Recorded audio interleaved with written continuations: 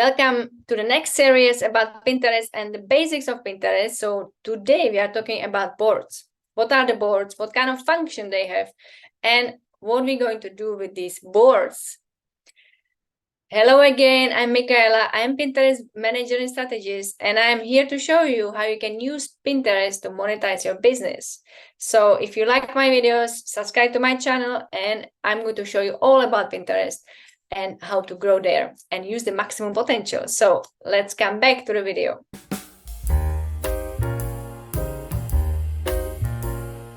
Boards. What are the boards? Maybe you saw some video previously where I was talking about pins. So boards are where the pins are going to be saved, right? So I always say boards are something like collections or categories. You are to divide your business profile.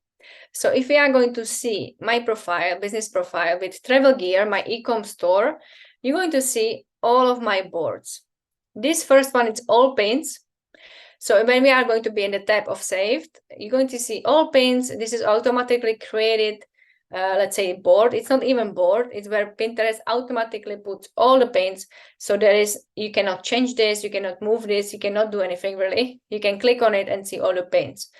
It could be all of your pins and also some other pins if you save pins from other people. So far I have these boards, 1, 2, 3, 4, 5, 6 boards, my own boards, and you can actually have more, of course. But are you beginner on Pinterest? Then make maybe 4 or 5 boards. It will be enough to start with. I have my other account, which I have for 7 years, and then I have maybe 60 boards, including group boards, and it's a lot of work. So it's ideally you're going to have maybe just to start with maybe 4 or 5 boards. All of the boards should be optimized with your keywords, but just to understand what is the function, right? So this is one big business profile, and we have a couple of different boards. We have travel gear, must-have travel accessories, ultralight outdoor gear, travel tips and inspiration, travel board, and travel packing list. So maybe right now you are selling, how I'm going to make boards if I'm selling t-shirts, right? You can always use different kinds of boards.